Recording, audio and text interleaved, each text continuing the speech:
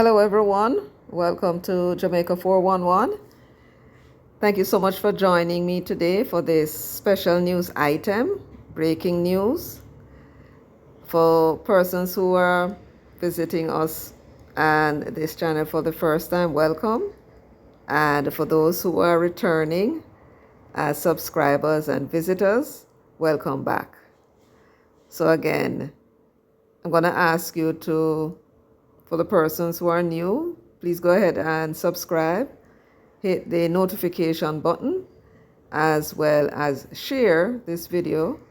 And I would also like to ask my regular viewers and subscribers to do the same, to like the video, share, and please leave your comments. Tell me what you think about the video. Tell me what you think about the information you're getting. All right, so you would have known that the Integrity Commission submitted 5 reports, investigative reports, to the Parliament about 2 weeks ago. And today they were tabled.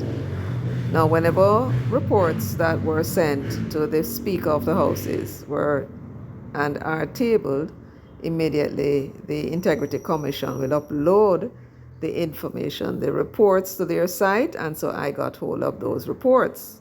So I'm going to let you know now about one of them. And the one that is of interest is the report on Dwayne Vaz. Now, Dwayne Vaz, you remember, is a former PNP MP from Central Westmoreland, who lost his seat in 2020.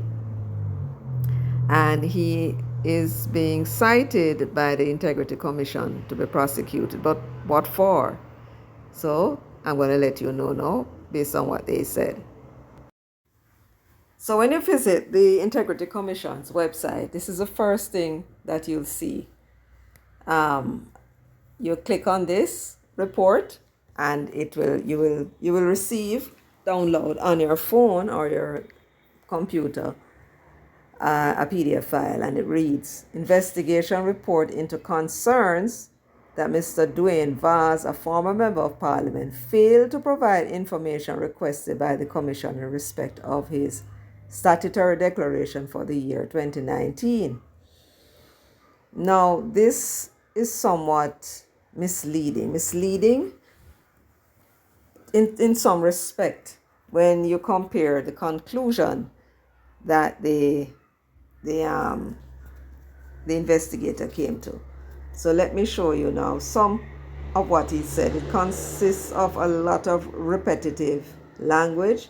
So I'll just pick up one or two and just read them for you. And then now we'll read the conclusion.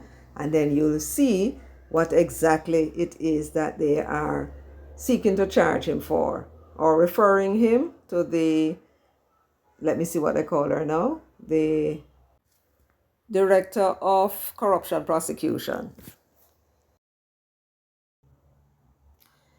So to make a long story short, because it's highly repetitive, I'm going to start reading from where it says, let me start reading from discharge of liability, which is paragraph 4.4. All right, so it says here, Section 43.3 of the Integrity Commission Act provides as follows: the Director of Information and Complaints may, with the approval of the Director of Corruption Prosecution, serve upon a person referred to in subsection 1A failure without reasonable cause to submit a statutory declaration, or subsection 1B failure without reasonable cause to provide information, who appears to the Director of Corruption Prosecution to have committed an offense under that subsection. A notice in writing in the prescribed form offering that person the opportunity to discharge any liability to conviction of that offense by payment of a fixed penalty in the amount of $250,000 and by submitting the statutory declaration or required information to the Director of Information and Complaints. So that is what Section 43.3 said. And apparently it's under this section that he's to be prosecuted. It went on to say, consistent with the foregoing provision, the Director of Information and Complaints sought the approval of the Director of Corruption Prosecution for Mr. Vaz to be given the opportunity to discharge his liability pursuant to Section 43(3) of the Integrity Commission Act. Approval was granted by the Director of Corruption Prosecution on February 10, 2021. You see how much time they give him? Them kind of generosity. It's no wonder justice can prevail in this country. Right? You give a man an opportunity and you're going to wait 2 years. You're going to wait 2 years to prosecute him. Anyway, it went on to say, a notice to discharge liability was served on Mr. Vaz on February 18, 2021, wherein he was given 30 calendar days to pay the fixed penalty of the $250,000 to the Tax Administration of Jamaica and submit the outstanding information to the Commission. So what is his outstanding information? They checked with the House of Parliament and found that he did not submit his 2019 statutory declaration, and as a parliamentarian he was supposed to do so under this act. He failed to do so. They draw him up about it. They ask him to submit his assets and liabilities, and in order for him to discharge because he would have committed an offense by not submitting the statutory declaration at the time when they said he must do so. So there's a fine, and then you must submit the information. Now, what they're saying is that he did submit the information. So what are they on about now? The $250,000 in fine. Now remember that when you have a case before the court and you are found guilty, the court may fine you a certain sum and sentence you to jail, or the court may say that they're going to fine you for a certain sum of money or you spend time in jail. So I think this is the situation that he's in. In his situation, he was supposed to pay the fine of $250,000, and at the same time he's to submit his statutory declarations with all his assets and liabilities in it. And if they read it, then they will ask you for further information. So let's continue to read and see what exactly it is that he did. All right, so paragraph 444 said, so after they gave him 30 days to pay the fine because he had failed to pay it in the beginning, they gave him further notice, and man, remember, say no, pay the fine and you have to pay it because that is what the law say, or you're in trouble. So they sent him and gave him 30 days and said pay the $250,000. So let's hear what they said happened. Checks made with the Information and Complaints Division revealed that on March 5, 2021, prior to the expiration of the notice to discharge liability, Mr. Vaz provided the requested information. So he had filed his statutory declaration. And the Integrity Commission had requested further information on the statutory declaration that he had filed. And that further information was submitted on March 5, 2021. That's what this is saying. So that's the first thing. So he's okay with that part of it at any rate. He filed the information. Next, they said, notwithstanding the above, upon the expiration of the notice to discharge liability period on March 11, 2021, the payment of fixed penalty was not made. This was confirmed by a certificate of non-payment of fixed penalty received from Tax Administration Jamaica, which was submitted to the Commission on November 11, 2022. You hear that? Now, this is what I don't understand with justice in this country now. And we're not beating up on young Vaz, but we're merely commenting on the process. And this is the reason why everything is just slow and cumbersome, because of the officers who are there to carry out the law. So he was given until the 11th of March to pay the $250,000 and to submit further information. 6 days before, on the 5th of March, he submitted the information, but he did not pay the fine. On his file, there was no indication that he had paid the $250,000. But when did they write to the tax administration Jamaica now to get the certificate of proof, basically, that the money was either paid or not paid? When did they write? Way into 2022, a whole year later. The expiration was March 11, 2021. Immediately, system should have been set in place for them to check with the tax office to find out if the money was paid. And then them have this procedure from long time.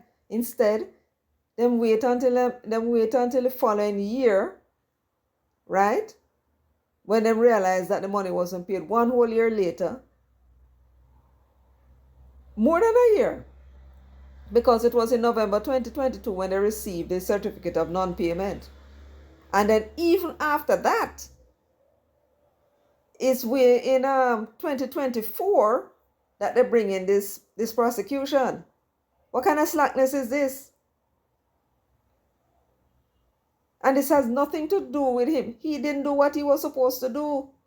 What systems do they have in place at the Integrity Commission that they're going to sit down and wait nearly 3 years, more than 3 years in fact, to be bringing this case from a man who was given a time, March 11, 2021, and said, pay the fine, submit the thing, and it's just now who not bring the prosecution? There should be a statute of limitation on these things, because I don't understand the reason why you have people employed and they are consistently slack and inefficient, and yet they are able to continue with them job being slack and inefficient. And what they're doing is holding up time and wasting time. But anyway, let me continue. So as it said before, the payment of fixed penalty was not made, and it was confirmed by a certificate of non-payment of fixed penalty that they received from the tax office, which was submitted to the commission on the 11th of November 2022. They went on to say, all right, so them reach a discussion now.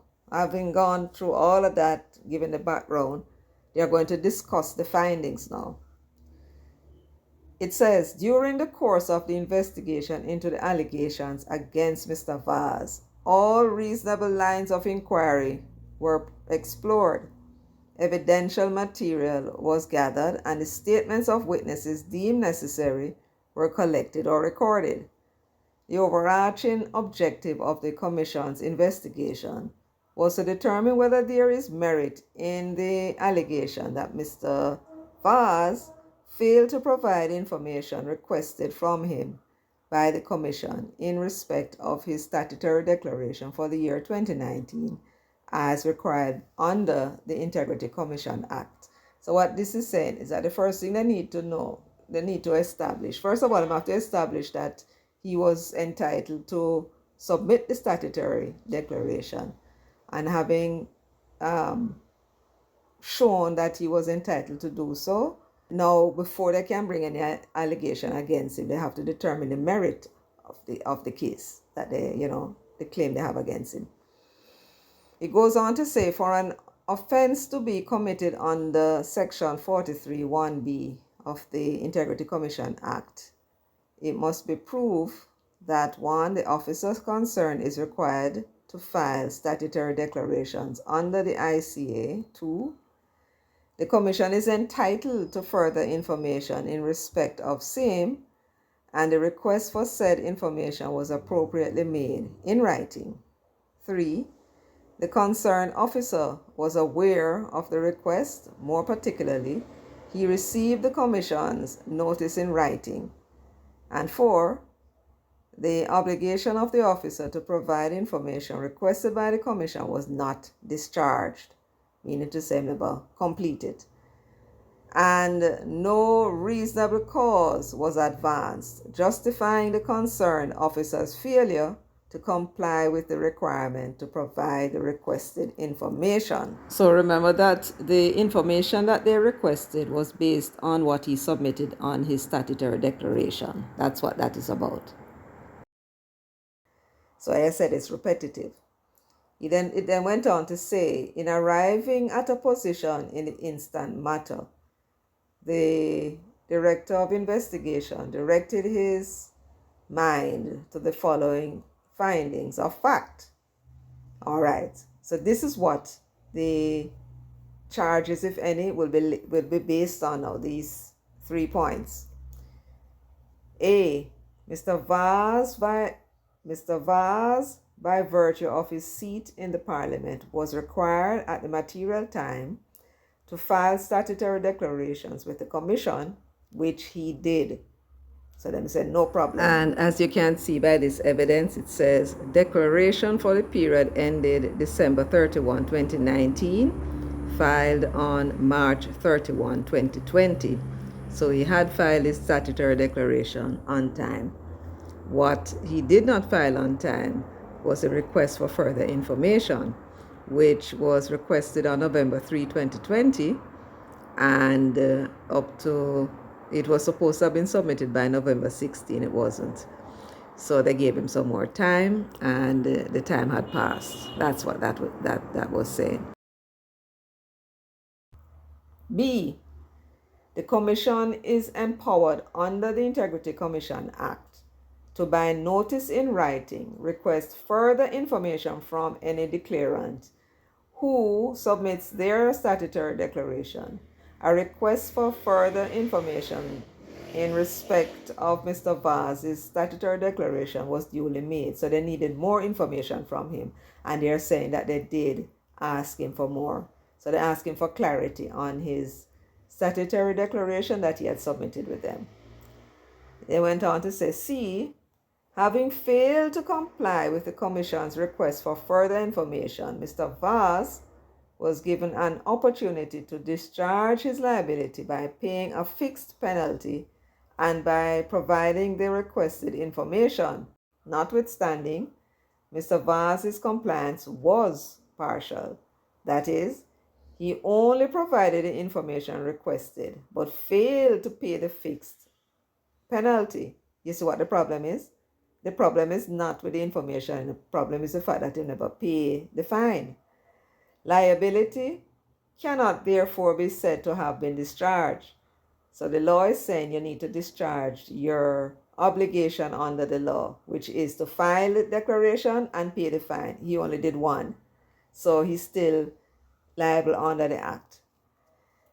He goes on to say, based on the foregoing, the DIs find in all the circumstances of this case that a referral to the Director of Corruption Prosecution is justifiable. It goes on to say conclusions and recommendations. This chapter sets out the conclusions and the recommendations of the Director of Investigation. I think that's what DI means. The conclusions.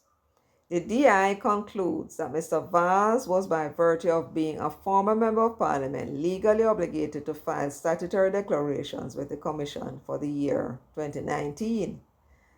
The DI concludes that Mr. Vaz was requested to provide further information by the Commission and was aware of the requests. The DI concludes that Mr. Vaz's failure to provide the referenced information contravenes Section 43(1)(b) of the Integrity Commission Act. The DI concludes that Mr. Vaz was given an opportunity to discharge liability by paying the fixed penalty and submitting the requested information. The DI further concludes that Mr. Vaz only complied with the latter, which is to submit the information. Therefore, he failed to discharge his liability consistent with Section 43(3) of Integrity Commission Act. And then him sign it. Now, I don't see where it said anything about what decision, and it's supposed to have been filed, what decision did the Director of Oh, he is a director of information, not the director of investigation. So he's a director of information and complaints. Now, I don't see here attached any report as to what the director of corruption prosecution has decided. Is she going to take the matter to the court? But I don't think he can do anything. I don't think he can pay the fine at this late stage. I think he has to get permission from the court to go and pay it. So I'm going to have to go court. So that is what this is about. It's nothing big, no big deal. I mean, when I say big deal, he's not among the illicit six. The information that was requested of him was this. It says here, financial statement for Stellar Global Services Limited for the year ended December 31st, 2019. And the financial statement of Stellar Global Services Limited for the year ended December 31, 2019. So apparently it's a company he's either a director or a shareholder in, and they wanted him to submit financial statements from the company. And he did that. They said he did that. They gave him a deadline, it says, of November 16, 2020, and it was elapsed. And they sent him a reminder for him to comply with the reference request on November 17, 2020. November 20, 2020 was therein set as the new deadline. So they gave him a little bit more time, 3 more days. So on December 7, 2020, contact was made with Mr. Vaz via cell phone. And they said which number they called, and they sent him an email as well. He was reminded of the information request in letters dated November 3, 2020 and November 17, 2020, which were resent via electronic mail. Notwithstanding the aforementioned reminders, Mr. Vaz failed to comply with the Commission's request for further information in respect of his statutory declaration. So that was what he got into trouble for. That was what he got into trouble for, apparently, and that is why he was requested to pay the fine. So in this case, it's not the ones that we're looking for, the illicit 6 or the 7 members of the parliament, whether the Senate or the lower house where you have the MPs. There are 7 of them that were investigated for filing false statement in their statutory declaration. So we're still waiting for those. And the illicit 6. Vaz fell under the category of the 3 parliamentarians who did not file their statutory declaration on time. In his case, he filed his on time. What he did not file on time was the further information that was requested from him. So that's what I bring to you today. No big deal here.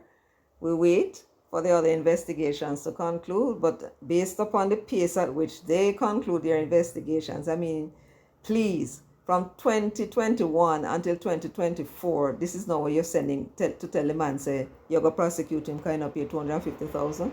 I mean, why was this not done within the said month, when he had failed to pay the fine? I mean, can you explain that? So, I mean, if they're going to be taking this long for something as simple as that, by the time they finish them investigation, some of these people that are gone. I mean, this is something needs to be done about it. They cannot continue with this foolishness. This is not justice. This is wasting of people's resources and time, especially resources, right? All right. So anyway, it's nice to talk to you. I came to give you this piece of information because I know most persons are going to be excited, and they're going to get you excited. And it's nothing really. He's not one of those that we're looking for. So thanks so much for being with me today. Thank you, as usual, for joining me and keeping me company until I finally get to that Paula Llewellyn, and I was about to do it, and I will do it today, I promise. So hopefully you'll have it by tomorrow. So until such time, thank you so much again.